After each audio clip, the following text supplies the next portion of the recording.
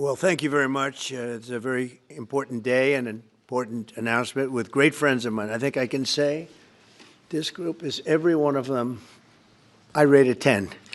I can't always say that, even if they're Republicans, and these are Republicans, great Republicans. I want to thank you all for being here for this important announcement, 7 years in the making. As you know, this has been going on for a long period of time, and I am thrilled to report that the U.S. Space Command headquarters will move to the beautiful locale of a place called Huntsville, Alabama, forever to be known from this point forward as Rocket City. Okay, so Huntsville, Alabama, we love Alabama. I only won it by about 47 points. I don't think that influenced my decision, though, right? That didn't, right? But we had a lot of competition for this, and Alabama's getting it, Huntsville in particular, so congratulations, everybody. Katie, congratulations. This will result in more than 30,000 Alabama jobs, and probably much more than that, and hundreds of millions of dollars of investment, and that's billions, because it can't be millions, it's billions and billions of dollars. Most importantly, this decision will help America defend and dominate the high frontier, as they call it. I want to thank Secretary Pete Hegseth. He's doing a fantastic job. And Secretary of the Air Force Troy Mink. Troy, thank you very much. Great job you're doing, Troy. This is such a big deal. This is one that everybody wanted to know. What are you doing? I also want to thank Senators Katie Britt, and I want to give my condolences. Your grandmother, her grandmother just passed away. She was 100, right? 100, and she loves you, Mr. President. Well, and she was very proud of you. Thank you very much. Very, very proud of you. So thank you, Katie. Wonderful woman. She must have been. To produce you indirectly, I can tell you she had to be. Tommy Tuberville, who's a great coach. And I won't say anything about what happened with Alabama football this weekend. Let's leave that out. But you're not used to that, right? You're not used to that. But Tommy, Auburn won, that's right. They did. So you're happy. Tommy's been a great senator, as you know, and a fantastic guy all around. He was also a tremendous coach. House Armed Services Committee Chair Mike Rogers. Thank you, Mike. Where's Mike? Mike, thank you very much. Doing great, Mike. Representatives Barry Moore, all great friends, Robert Adderholt, Gary Palmer, and Dale Strong. Thank you all very much, fellas. Appreciate it. In my first term, I created a thing called Space Force, so important. You know, we were losing the race in space very badly to China and to Russia, and now we're far and away #1 in space, and reestablished Space Com with a mission to protect American space assets and detect any threat to our homeland. We initially selected Huntsville for the Spacecom headquarters, yet those plans were wrongfully obstructed by the Biden administration. And as you know, they moved them to a different locale. And today we're moving forward with what we want to do and the place that we want to have this. And this will be there for hopefully hundreds of years. That's where it's going to be. I will say I want to thank Colorado. The problem I have with Colorado, one of the big problems, they do mail-in voting. They went to all mail-in voting. So they have automatically crooked elections. And we can't have that. When a state is for mail-in voting, that means they want dishonest elections, because that's what that means. So that played a big factor also. In Huntsville, Spacecom will play a key role in building the Golden Dome, as you know. That's going to be a big thing. Everybody wants to be a participant in it. Missile Defense Shield, we're going to be having a Golden Dome that the likes of which nobody's ever seen before, the finest, the best. And by the way, Canada called. They want to be a part of it, and that'll be great. But Canada wants very much to be included in that, and we're going to work something out with them, I hope. It will also ensure that our technological capabilities, of which we're way ahead of anybody else, there's nobody close, remain unmatched long into the future. So I'd like to ask Secretary Hegseth to say a few words. He was very much a part of it. And really, everybody behind me was. Every one of these people would call me and lobby me. I said, Katie, I don't want to talk to you anymore. I know what you want. She said, that's right, sir. That's what I want. And they got their way. So I just want to congratulate. These are really special people. They're politicians in many ways, but they're great patriots, I think even more so than politicians. So they fought very hard to get it, and it's an honor to give it to Huntsville. Pete, say a few words, please. Thank you, Mr. President. As usual, right place, right time, for the right reason. In your first administration, you established the Space Force at a time when we knew we had to be looking to that domain of space. You also reestablished SpaceCom to ensure that priority was put in place, and you, through the Air Force, independently identified that Huntsville, Alabama was the right place to put it. For other reasons, in the next administration under Biden, they decided to move it somewhere else. Well, during that time, the DoD Inspector General, the Government Affairs Office, they did their own assessments, and where did they say SpaceCom should go? Huntsville, Alabama. So what you're doing today, Mr. President, is restoring it to precisely where it should be based on what the Space Force, the Air Force, your leadership believes will give us strategic advantage in the future. That is Huntsville, Alabama. We are way ahead in space, but this will ensure we stay leaps and bounds ahead because that's the most important domain.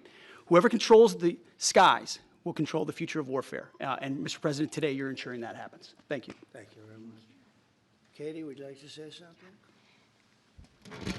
Mr. President, we are grateful for your leadership on this and restoring Space Command to its rightful home in Huntsville, Alabama. This delegation has worked together, both chambers, both parties, to make sure that Huntsville was the place that Space Command called home. As was mentioned, obviously the Biden administration chose to make this political. What we want to do is put the safety and security of Americans first. We want to make sure that our warfighter is put first, and we want to make sure that America continues to lead. And today, Mr. President, you've allowed that to happen. Thank you. Thank you very much. Tommy, please. Yeah, thank you. Thank you, Mr. President. This is a great day for our country, not just for our state of Alabama. We need help in our military. We need to catch up. And as Secretary has said, we're not behind in space, but we know where we're at, and we need to expound on that. Now, this move will save the taxpayers $480 million. It's not going to cost more. It's going to cut $480 million. We have the plans intact. It'll be behind a secure wall in Huntsville, Alabama, at Redstone Arsenal. We have 40,000 people there. We have the FBI there. We have missile defense there. We have NASA, Blue Origin, and SpaceX. It is the perfect place for Space Command. I would tell you today, and I've spoke with the President for the last 3 or 4 years about this, if I thought it needed to go somewhere else because I understand the security of our country, I'd be for that. But the best place for Space Command is Huntsville, Alabama, because what we have and what it means to this country is going to be so important. So thank you, Mr. President, for this, and we look forward to building a huge Space Command and having the Donald J. Trump Space Command Center in Huntsville, Alabama. Here, here. JD, would you like to say something? Sure. Well, Mr. President, thank you. I'll be very brief here. I lobbied the president hard to put it in Ohio, but he said these people behind us, these Alabamas, are just too powerful and too persuasive, and so it's in Alabama. But as Tommy said, this is exactly the right place for Space Force and Space Command. I think Americans ought to appreciate it and ought to appreciate the fact that you can't win the battle of the future unless you control the skies. The cybersecurity, the communications, the entire infrastructure of the battle in the 21st century will be in space. So it was a visionary move in the first administration for the president to set up Space Force, and I think an equally visionary move to make sure that Space Force is right where it should be in Huntsville, Alabama. Thank you, sir. Thank you very much. Gentlemen, anybody want to say anything? Would you like to say? Mr. President, another promise made, another promise kept. You think about it, Redstone Arsenal is critical to national security. The president said when you were the 45th president, let's do what's right for national security. And today, that's exactly what we're doing. It's not because of this or that. It's because it's right for national security. You think of the 21 categories that were evaluated to determine what was best for national security. All indicators pointed back to Huntsville, Alabama, and Redstone Arsenal. We have the right people at the right place at the right time. Mr. President, on behalf of the people of the 5th Congressional District and all of Alabama, thank you for keeping your word.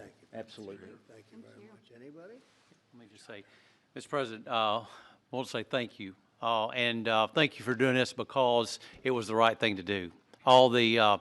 When they looked at all the numbers, Huntsville was the place to go, and like you say, it was unfortunately pulled out, but you made it right. So I want to just say thank you again for a grateful nation, and to the state of Alabama, we're very grateful. Thank you, and God bless. Thank you. Thank you, Mr. President. Throughout history, militaries has always understood that whoever could hold the high ground held the advantage. Space is the ultimate high ground. And what we're doing with moving the Space Command to Huntsville is absolutely critical to our maintaining dominance in that sphere. And it goes hand in hand with what we're trying to do with the Golden Dome and missile defense to defend against anyone else who tries to enter that sphere. So thank you, Mr. President. Thank you very much. Please. Thank you, Mr. President. And obviously, national defense is a huge issue. And when you look at the scores, Alabama was #1. And for political reasons, it was moved out of our state. But, Mr. President, thank you for making priorities the defense and the warfighter and the safety of this nation. And in the big, beautiful bill, that Golden Dome will be built in Huntsville, Alabama, and we're grateful for that. Thank you. Listen, as chairman of the Armed Services Committee, I care very much about what's most important for our national security. And the President held a nationwide competition to determine where we should have this command. If y'all remember, at the end of that competition, where Alabama came in first, there was a lot of complaints from the other states who did not place well. He said, we'll do it over with new criteria to accommodate your concerns. Alabama came in first in that second competition. His Secretary of the Air Force reviewed the results, said it was fair, and the President named Huntsville. It was the Biden administration that decided to make it political, even though his own Secretary of the Air Force said it was a fair competition and it should be in Huntsville. So I want you to know I appreciate this President standing up and being strong and saying he's going to make this right and put it where it rightfully belongs, and that's Huntsville, Alabama. Thank you very much. Good job. Appreciate it. So thank you all very much. You are going to leave me alone now? You're not going to call me anymore and talk about this subject, right? You promise? They'll start something else. But I just want to congratulate you. It's a very big deal. When you come out and when you leave the room, you'll see that we just, over the last few minutes, literally shot out a boat, a drug-carrying boat, a lot of drugs in that boat. And you'll be seeing that and you'll be reading about that.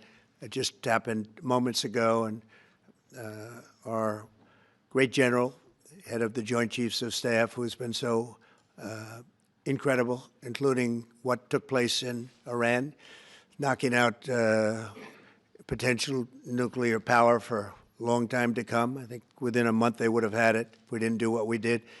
But he gave us a little bit of a briefing, and you'll see. And there's more where that came from. We have a lot of drugs pouring into our country, coming in for a long time. And we just, these came out of Venezuela and coming out very heavily from Venezuela. A lot of things are coming out of Venezuela. So we took it out, and you'll get to see that after this meeting is over. Do you have any questions, please? Yeah, please. Thank you, Mr. President. Senator Cumberville talked about the cost savings Yeah. associated with this announcement.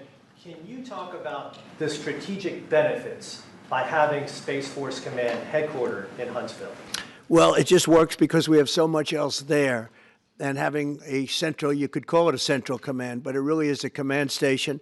Also, even locationally, where it is, and when you think about flying distances, if you can save a half an hour as fast as some of these planes go and things go, and even the rockets go, if you can save by having the best location. So we went out, as you know, to experts, and we had 4 different groups of experts. They all said this was the best location.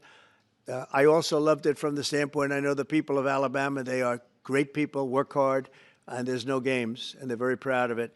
And I would say they fought harder for it than anybody else also. A lot of states, 5 states really wanted it, but they wanted it more. And I kid you not when I say that these people, they spoke to me a lot.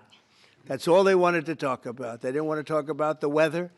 They only wanted to talk about moving to this location, moving to Alabama, Huntsville in particular. So we're honored to do it. They really wanted it badly, and they got it. Peter? President Trump, something completely different, but about a big viral social media trend over the weekend. How did you find out over the weekend that you were dead? You see that? No. People didn't see you for a couple days. 1.3 million user engagements as of Saturday morning about your demise. Really? I You didn't see that. You know, I have heard, it's sort of crazy, but last week I did numerous news conferences, all successful. They went very well, like this is going very well. And then I didn't do any for 2 days, and they said, there must be something wrong with him. Biden wouldn't do them for months. You wouldn't see him. And nobody ever said there was ever anything wrong with him, and we know he wasn't in the greatest of shape. No, I heard that. I get reports. Now, you knew I did an interview that lasted for about an hour and a half with somebody, and everybody saw that was on one of your competitors. I did numerous shows and also did a number of truths, long truths, and I think pretty poignant truths. No, I was very active over the weekend. They also knew I went out to visit some people at the club that I own, pretty nearby on the Potomac River. And no, I've been very active actually over the weekend. I didn't hear that one. That's pretty serious stuff. I'm glad it's Well, it's fake news. You know, it's just it's so fake. That's why the media has so little credibility. I knew they were saying, like, is he okay? How's he feeling? What's wrong? I said, I just left. And it's also sort of a longer weekend, you know. It's Labor Day weekend, so I would say a lot of people know. I was very active this Labor Day.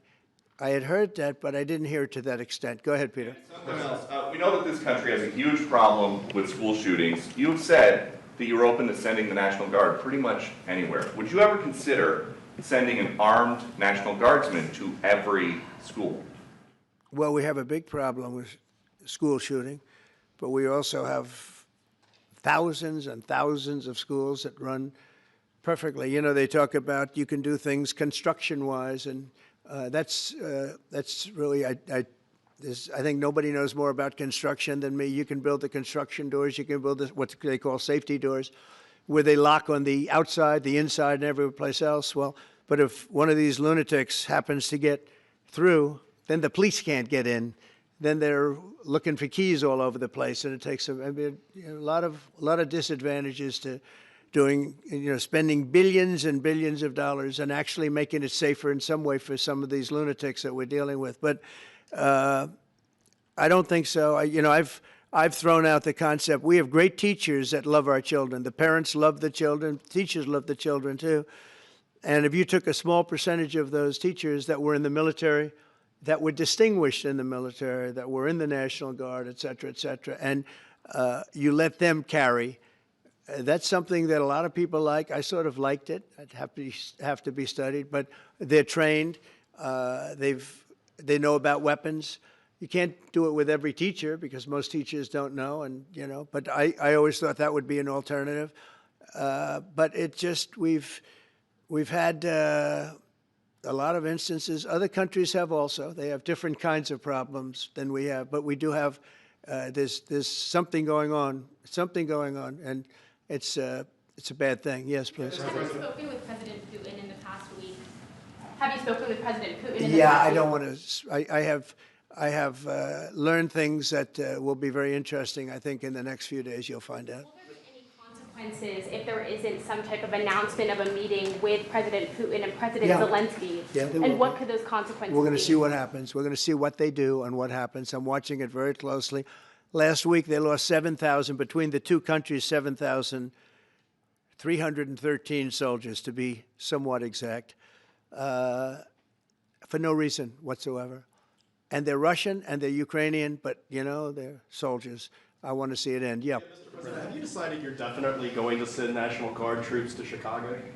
I didn't say when, but the answer is, look, Chicago's very interesting because I watched Pritzker get up and say we don't need help, we're safe. But 2 weeks ago, they had 6 people murdered, and they had 24 people hit by bullets.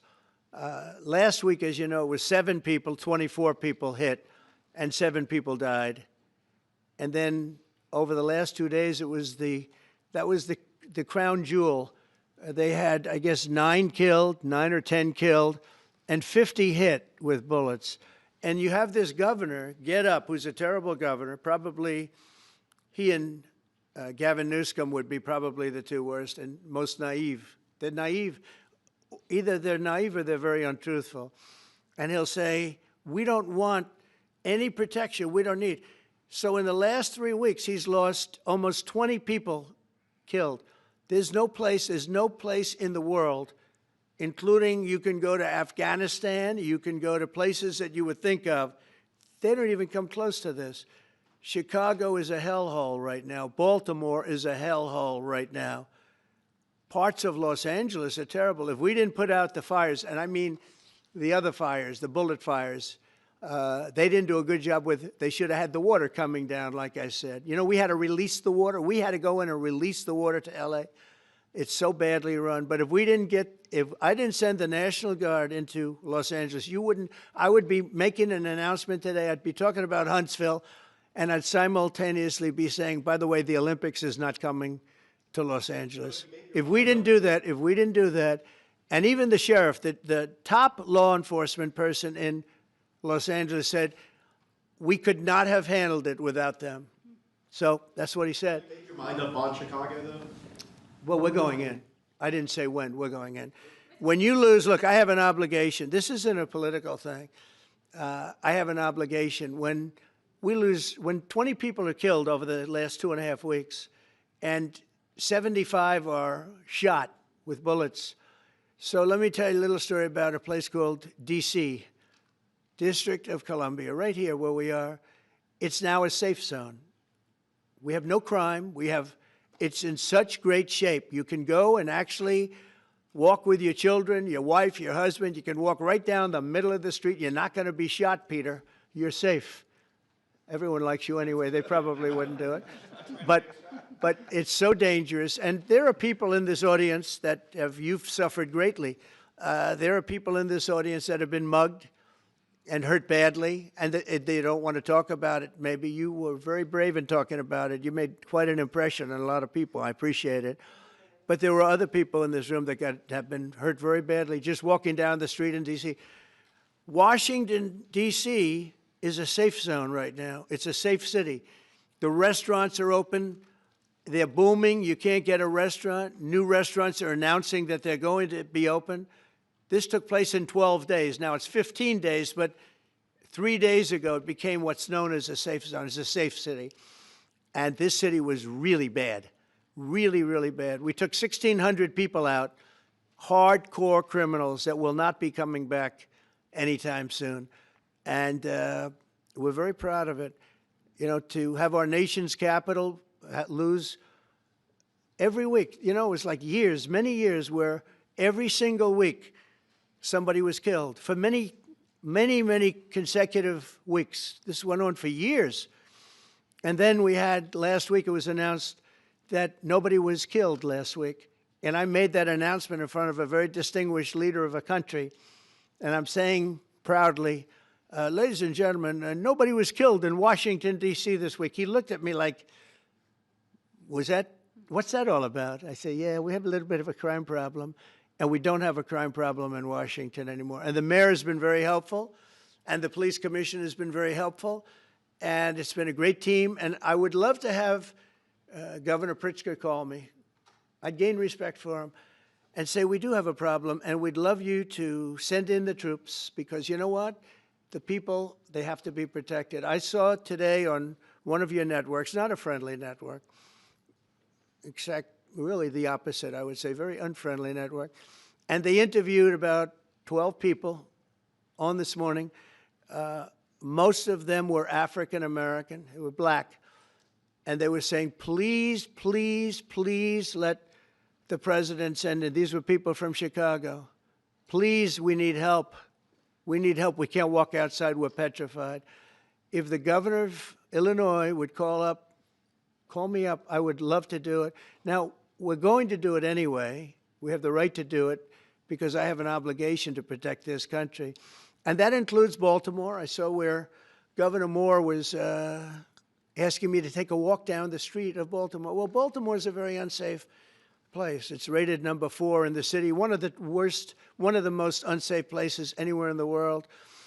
But, you know, we took care. This was a beautiful thing that happened in Washington because we showed that it could be done. And this wasn't just sending big, strong guys, and they are big and they are strong, you know, we had a great decision from the Supreme Court that had to do with sort of talent. It had to do with you are put down based on merit. You can hire based on merit.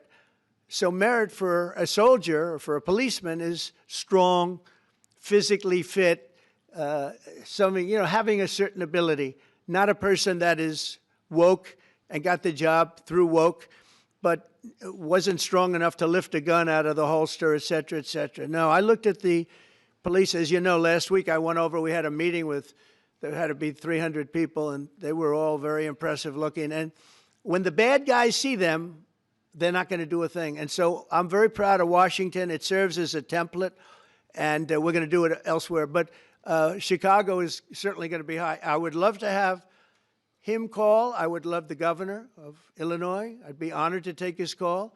All he has to do is say, sir, we need help. It's out of control. And everyone knows it is. He's not kidding anyone. I would love to have, I would say, Governor Moore call, because I watched him over the weekend trying to explain that Baltimore, what they need is housing. No, they don't need housing. They need to get rid of the criminals. These are hardcore criminals. You know, we took many people off the streets of Washington, D.C. They're hardcore. They're not going to be good. In 10 years, in 20 years, in 2 years, they're going to be criminals. They were born to be criminals, frankly. They were born to be criminals, and they're tough and mean, and they'll cut your throat, and they won't even think about it the next day. They won't even remember that they did it. And we're not going to have those people. Washington, D.C. is now a safe zone. It's a safe place. And you can walk, Katie, you can walk right down the street with, by the way, one of the biggest human beings I've ever seen, which is her husband. He was a football player for like 11 years in the NFL. He's a big person. But big doesn't mean anything when they have guns and when they have knives and everything else that they have, right? But you can walk right down the street, even by yourself, and you're totally safe. Washington, D.C. is a great thing. Yes, ma'am, please. Mr. President, as you're calling on Democratic leaders across the country to work with you on crime, do you see your efforts here in D.C., including, for example, working with Mayor Bowser here as a model for bringing more bipartisanship in matters not only with crime, but also issues that matter to everyday American people's lives? So Mayor Bowser's been great. She could have taken the thing, oh, well, and then after I clean it up, they'll take credit for it. You know what they do is they take credit. Like, we cleaned up Los Angeles. We did a great job there. And it was overwhelming what was going on. And again, the police chief made a statement that we could not have done, there's no way they could handle it. You saw what was happening out there. It was going to be a disaster. We stopped it cold. If we didn't do that, it would have been a very sad day. And, you know, remember, we have the Olympics, we have the World Cup, we have all these things coming, and we have 250, all of these things coming. But I watched Newsom get up and say he's doing a great, he's not, we're the ones that did it, and that's okay, whatever it takes, but the main thing is but he got up and said, we did it. Well, he didn't want us there, and he's going to need us again because it's starting to form again. I see it. It's starting to form again. You know, we have to maintain. It's like maintenance on an airplane. You can buy it, but you have to maintain it. And if you don't maintain it, a good plane becomes very unsafe very quickly. So it's an honor to do it. It's a lot of presidents wouldn't do what I'm doing. I don't need this heat, but when I watched television last night and I'm watching the news and I see that 9 people were killed in Chicago and 54 were badly wounded with bullets, I say, that's not this country. We have to do something. And I do say this, I say this very much. I'm not speaking to anybody but them right now. I would love to receive calls from governors and mayors saying they need help. We'll help them. We have a lot of people. We have a great force. We have a great military force. You know, Pete will tell you that when I was running for office, and this was a big headline, I think, you know, probably got me a couple of votes, but you couldn't sign people in the military. Nobody wanted to join the military, the Army, Air Force, the Navy, Marines, Space Force, Coast Guard. We never forget Coast Guard because they've done such a great job. Never.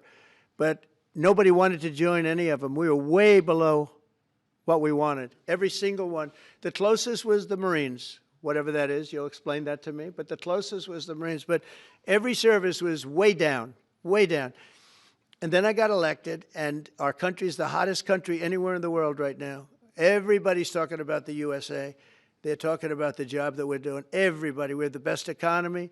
We have a very, very important decision being made by the Supreme Court because our country is the richest, the strongest, the most powerful. But if for some reason some liberal court, I'm talking about the court that just ruled, where even an Obama judge voted in favor of us, which I gave him a compliment yesterday, as you know. I said that took great courage.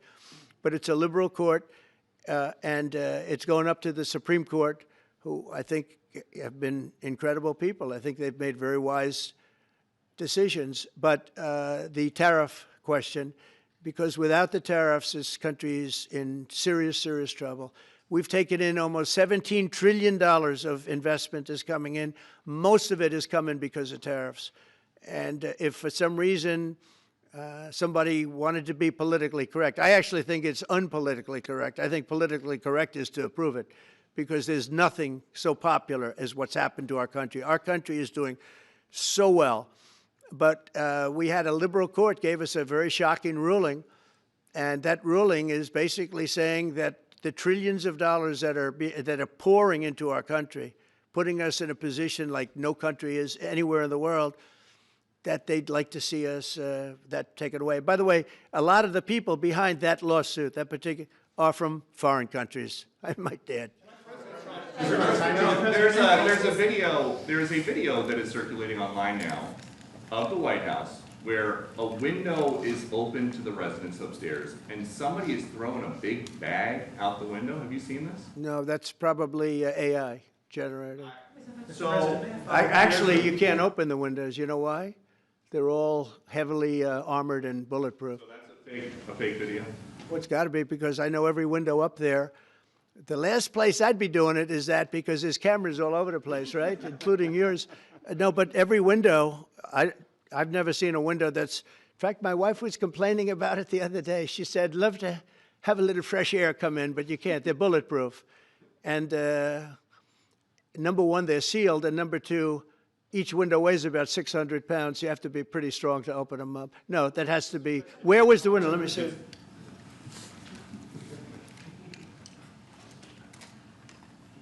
Maybe from the renovations? Which is the window? It looks like this is on the 15th Street side, I think. Yeah. So right here. Yeah, those windows are sealed. Those windows are they're all sealed. You can't open them. What you were saying regarding the federal. It's the kind of thing they do. And one of the problems we have with AI, it's both good and bad. If something happens really bad, just blame AI. But also they create things, you know, it works both ways. If something happens that's really bad, maybe I'll have to just blame AI. But there's truth to it because I see so many phony things. I saw something as I was growing up from the time I was a baby till now. I said, who did that? It was AI generated. So it's a little bit scary, to be honest with you. But those windows are all very heavily sealed. Thank you, Mr. President. I want to follow up with what you were saying regarding that federal appellate court that ruled against you and your administration as it relates to your ability. Well, they ruled against our country, the court, and they ruled against us before. It's a very liberal court. You called it highly partisan in your Well, social it certainly media posts. is. It certainly and is. in fact, it was along ideological lines, 7-4. Well, except that we actually got one of the Obama judges that was appointed by President Obama voted in favor of the tariffs because he felt it was imperative for our country to thrive and survive even. And I gave him credit. I said, you know what? That took a lot of courage for him to do it because you don't see that often. So my question is, I suspect you're going to appeal that all the way to the Supreme Court. Well, we already have, yeah. In fact, we're doing something else. We're going to be going to the Supreme Court, we think, tomorrow because we need an early decision. I mean, look, the financial fabric of our country, we're a rich, incredible country right now. And we're able to, you know, other countries use tariffs on us for years, and we never did. I did a lot during my first term, but then we had COVID, and we had to focus on other things. You couldn't be tariffing Italy, Spain, France, as they were dying by the thousands and millions. But we did with China, and China paid us billions and billions of dollars. And I started the process, but then I had to end it a little bit because of COVID. We focused on that. But no, it's a very important decision, and frankly, if they make the wrong decision, it would be a devastation for our country. We've taken in trillions of dollars. And by the way, all these countries signed agreements, as an example. They're all happy, everybody's happy. But some whack job put in a lawsuit. It went before a very liberal court, and the liberal court ruled, it was 11, they ruled 7-4, with one of the most liberal of them all voting in our favor because they're patriots. I think I give tremendous credit to that judge. And now it's going to the Supreme Court. Now we're going to be asking for early admittance. We're going tomorrow, and we're going to ask for an expedited ruling because, you know, when you look at the stock market's down today, the stock market's down because of that. Because the stock market needs the tariffs. They want the tariffs. If you look at AI, all of those, you know, all of that money that's going to be invested, trillions and trillions of dollars, the biggest thing, bigger than the internet, I suspect. It's the internet plus 3 or 4 other things combined. We are leading very substantially with AI. We're leading because of tariffs. We're leading because of talent, and this is where they'd like to be. But without the tariffs, we wouldn't have a chance because we wouldn't be able to protect those investments of the companies coming in. So if you took away tariffs, we could end up being a third world country. That's how big the ruling. So we're asking for an expedited ruling. As a backstop to that, President, you have a Republican-controlled Congress. You control the House. You control the Senate. Yeah, but we don't have 60 votes. We don't have 60 votes. I'd love to do that. Oh, if we had 60 senators, if we got the 60 votes, we would get them. But we need 60 votes, and we need, you know, a certain number in the House. I think we'd get, I don't know, we have about 5 of them here. Would everybody agree with me on tariffs? Without tariffs, we're a different country. We have taken in so much money. And here's the thing. We signed a deal with Japan. They're paying us hundreds of billions of dollars. We signed a deal with South Korea. We signed a deal with the European Union. We signed a deal with Europe. And those countries are paying us $950 billion. And they're happy about it. They're okay. As one of them said, it's amazing that we got away with it so long. One of my friends, a leader of one of the countries, and they're fine with it. They all signed. If that ruling ever went against us, I guess we'd have to give back hundreds of billions. We would have to give trillions and trillions of dollars back to countries that have been ripping us off for the last 35 years. And I can't imagine it happening. On a legal basis, they have no legal basis whatsoever. But on a common sense basis, it would destroy America. Okay. We talked about controlling the sky. On Sunday, the satellite signal of Ursula von der Leyen's plane was alleged. With Ursula? Well, she had an interesting event. She's a tremendous woman. And so what are you asking me about her? NATO is concerned about it, too, about this. Sure, NATO is concerned about it. Well, nobody knows where it came from, but they did take away her ability to use a phone. You know? Sometimes that's a good thing. Sometimes that could happen to me. I'd be very happy. Mr. President, reducing the tariffs on India from 50%. What does that mean? Are you considering taking away some of the tariffs that you've imposed on India? No, we get along with India very well. But India has, you have to understand, for many years it was a one-sided relationship. Only now since I came along, and because of the power that we have with tariffs, India was charging us tremendous tariffs, about the highest in the world. They were about the highest in the world, #1. And we, therefore, weren't doing much business with India, but they were doing business with us because we weren't charging them. Foolishly, we weren't charging them. So they would send in massive, you know, everything they made, they'd send it in, pour it into our country. Therefore, it wouldn't be made here, you know, which is a negative. But we would not send in anything because they were charging us 100% tariffs. And, you know, I'll give you an example, Harley-Davidson. Harley-Davidson couldn't sell into India. There was a 200% tariff on a motorcycle. So what happens? Harley-Davidson went to India and built a motorcycle plant.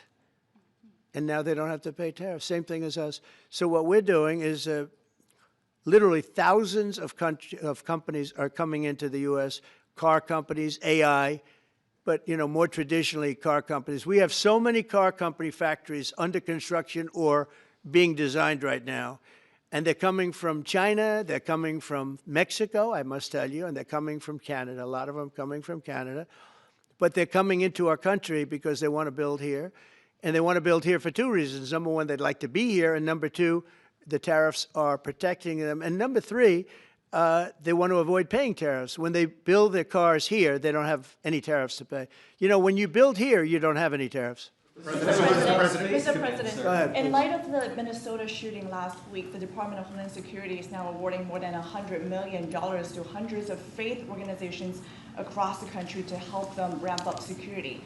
What's your vision for further protecting religious liberty across the country amid incidents of threats and So violence? religious liberty is so important, and we're talking about every religion now, and we're doing things on that nobody else has ever done, and we're going to be having a big announcement in about 2 weeks on that question. Yeah, please. On Space Command, sir, are you concerned that people may not be willing to relocate from Colorado to Alabama? No, I'm not worried. We'll get somebody else. I mean, the problem with Colorado is they have a very corrupt voting system. Look, I have so many friends in Colorado. Anytime you have mail-in voting, you have corrupt elections. Very simple. It's very simple. Even Jimmy Carter said it with his commission. They set up a commission with him and Scoop Jackson and some people, highly regarded people. And they said the finding was, if you have mail-in voting, you will have corrupt elections. Well, your radical left governor decided that he was going to have all mail-in voting in Colorado. Once you have all mail-in voting, and for whatever reason, the Democrats cheat. And they cheat like, you know, they're not stupid. That's the only thing. They're no good on policy. They're no good on management. They're no good at government. But they're great at cheating. And they stick together, too. I give them credit for sticking together. Mr. President, Please. Obviously, this is a big win for national security, moving this to Alabama. We've all can agree with that. Big. Is there any idea of the economic impact this has on the state and on that local area? Katie, do you want to answer that? Look, I mean, go ahead. Please go. This is going to be tremendous. I mean, the state of Alabama, what we've seen through this process is the worst of Washington. We've seen politics get in the way of what is best for the warfighter, what's best for national security. And the state of Alabama is about to show the country the best among us. So we know the economic impact is going to be tremendous. There at Redstone Arsenal, we're proud to house everything from the FBI to headquarters there for material command to a number of things. We obviously have NASA with Marshall Space Flight Center, and so this naturally fits within. When you look at the decision matrix that they placed in front of us, that's why we ranked so high, is because we have the resources necessary and the ability to build out quickly to meet the needs in front of us. As far as economic impact, it would be tremendous. Does anybody have an exact number? 1,600 jobs. 3,000 spin-off. With 3,000 spin-off. Look at this. This is teamwork right here. So we are really proud, and the people of Alabama are ready to get to work. And I've got a housing question, if you could, just for a second, Mr. Yeah, President. please. Owning a home and going about the American dream seems like it's out of touch for a lot of Americans. Just recently, you pushed out a statement about addressing an emergency housing situation. That's right. We're thinking about doing that. Yeah, can you just... Well, we need a little help from the Fed. We have a man named Jerome Too Late Powell. You probably heard of him. He's too late. He's way too late. And the economy is so strong that it's pushing through that. Normally, it would have been much tougher. But we're doing so well that we're pushing through it. But it makes it very hard for people to get mortgages because too late is too late. Very simple. He's too late. And probably political, whatever. He wasn't too late before the election. Before the election, he was cutting rates, right? Because he was hoping that, I guess, Biden would get in or that Kamala would. He was a big Biden guy. Explain that one. And then he was a Kamala person. But he was hoping, I guess, she'd win, I guess. I don't know. It didn't work out too well. But, yeah, we need a very serious cut. You know, I think that if you look back many decades ago, the United States was always the lowest, even if they were doing badly. The United States was, because without the United States, everything in the world would die. It's true. It's so powerful. It's so big. And I made it really big in the first 4 years. Then it started to degenerate with what this Biden administration did. But we built it up to a level that I never thought we could be at this quickly. We're the hottest, we're the best financially. The money coming in is so big because of tariffs and other things, but because of tariffs. Tariff gets us even those other things. Plus, it gets us great negotiating. I settled 7 wars, and numerous of those wars were because of trade. And numerous of the trade deals that I made were because of tariffs. It gives you a great negotiating ability. If that ability were taken away from us by a liberal court acting on essentially foreign nations asking to get help from the United States government, when they've been doing this to us for 40 years, that's why we have $38 trillion in debt. We won't have it for long if they let us if they allow us to do what everybody knows we should be able to do. Yeah, please. Mr. President, another Biden-era action that you're now reversing is that you signed a deal last week to make federal buildings adopt and embrace classical architecture styles again. Can you talk to us about why you do that, and also what's your vision? Well, we want to see beautiful buildings. Now, you know, it's in the eye of the beholder. I've seen architectural reviews over the years. I'm an expert at it. I've gotten a lot of great reviews.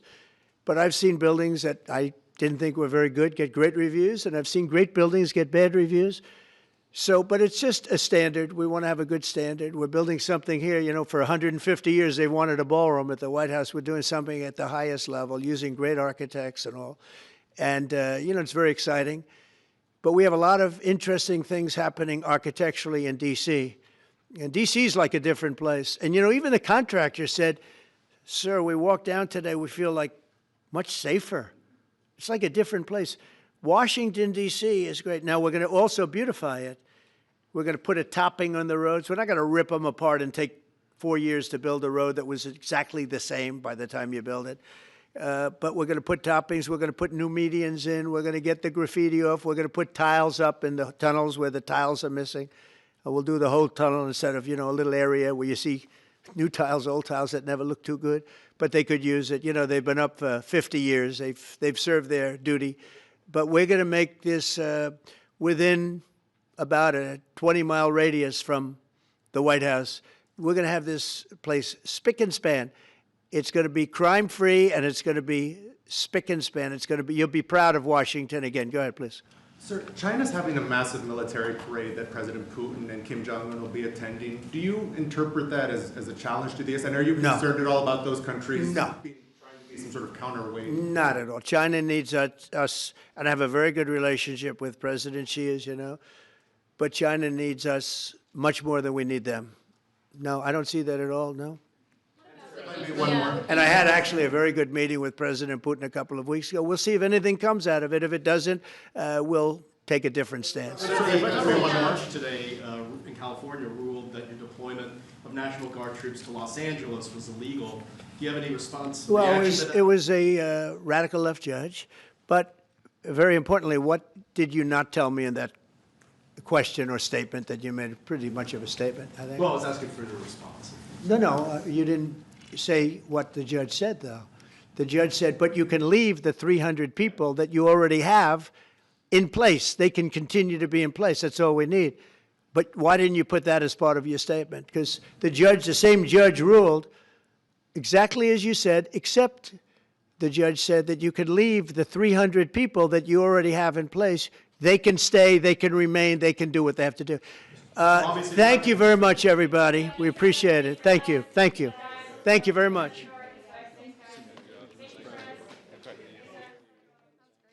Thank you, guys. Thank you, press. Thank you. Thank you.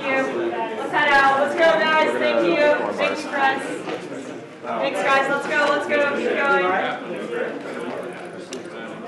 Thanks, guys. Thank you, press.